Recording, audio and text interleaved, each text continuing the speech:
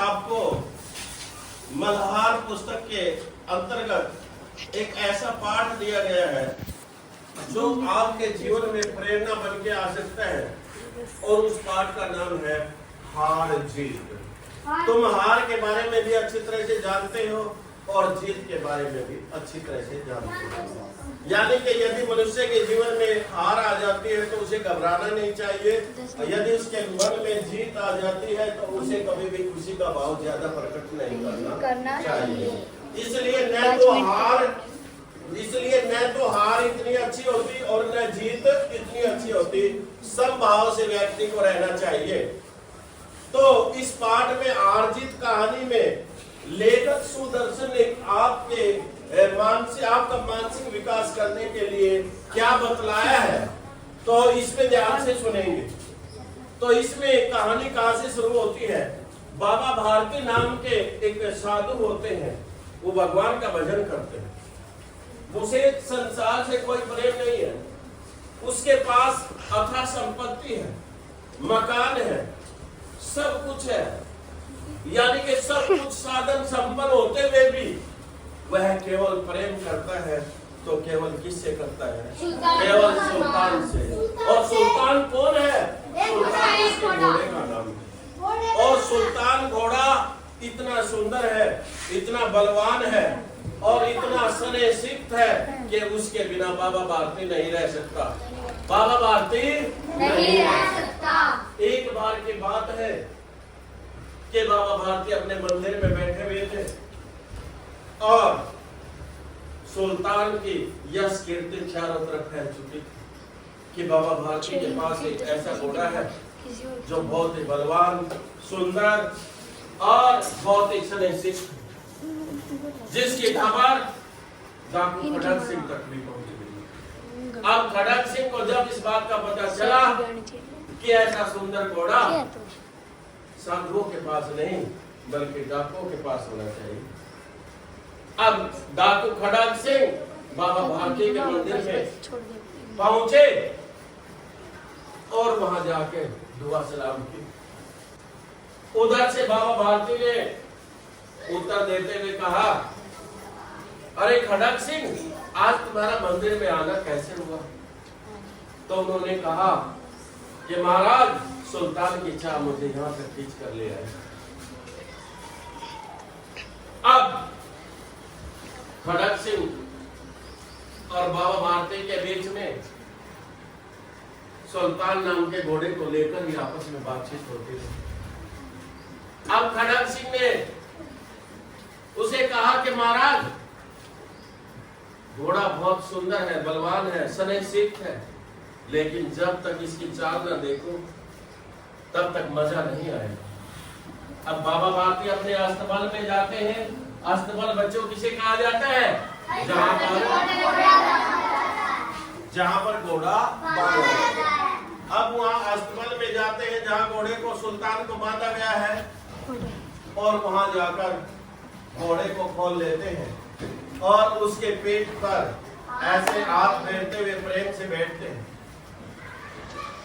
और बैठ के सुल्तान को दिखाते हैं और उसकी चाल चलाते हैं। घोड़ा दौड़ने लगता है और उसकी चाल देखकर कौन मंत्रमुग्ध हो जाता है कि वाकई में घोड़े की चाल बहुत अच्छी है।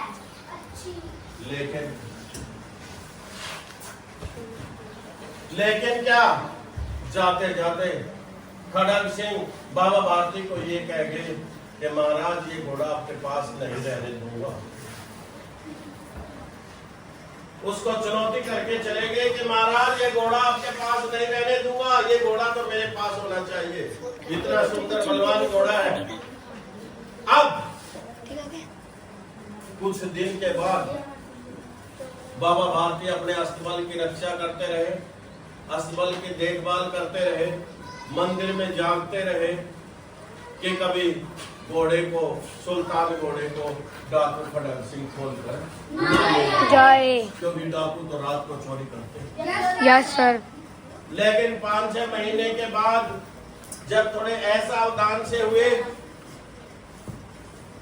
तो डाकू खड़क सिंह अपना भेष बदल कर जब उसे पता चला कि आज बाबा भारती अस्तबल से घोड़े को निकालकर और बाहर घूमने के लिए निकल रहे हैं, तो उस समय किसने, खड़क सिंह ने क्या किया, अपना वेश बदलकर किसी रास्ते पर लेट गए। और जैसे ही, 1 मिनट की बात है, और जैसे ही बाबा भारती घोड़े पर सवार होकर वहां से गुजरे, तो किसने आवाज लगाई, खड़क सिंह ने एक अपाहिज के रूप में आवाज लगाई कि बाबा सुनते जाओ, मुझे यहाँ 3 मील तक जाना है और मैं बीमार हूँ, मुझे सहायता दीजिए। तो उसके बाद क्या है, उसके बाद बाबा भारती घोड़े को रोक लेते हैं और अपाहिज को मुझे वैद्य के पास जाना है, जहाँ से 3 मील की दूरी कर। उसके बाद बाबा भारती किसको, अपाहिज को घोड़े की पीठ पर बिठा लेते हैं और उसके लगाम पकड़ के चलते हैं। अब क्षण भर में ही डाकू खड़क सिंह लगाम को झटका मारता है और घोड़े पर सवार तो पहले ही था, वो झट से घोड़े को दौड़ाता हुआ चलता है। उधर से बाबा भारती वहां लगाते हैं, अरे रुक जाओ। वो कहता है क्या बात है बाबा भारती कि इस बात को, वो उधर से कहता है कि मैं घोड़ा नहीं दूंगा, लेकिन वो उधर से कहता है कि मेरी बात सुनते जाओ, लेकिन घोड़ा तो तुम ही रख लेना, लेकिन मेरी इस बात पे अमल करना। अब वो कौन सी बात है, वो बात ये है कि क्या है, कभी भी कोई इस बात को किसी के सामने प्रकट नहीं करना। अब यही बात डाकू खड़क सिंह के दिमाग में घर कर गई, इस बात का मतलब क्या है।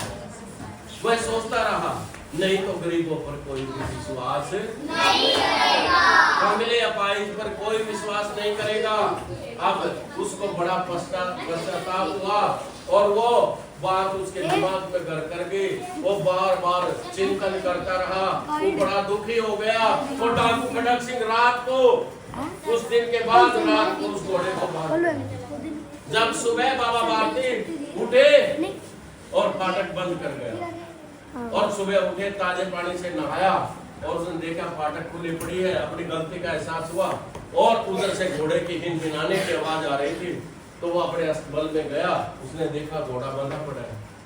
अब वो उसका आलिंगन करके ऐसे रोया जैसे पिता और पुत्र का मिलन हो रहा है।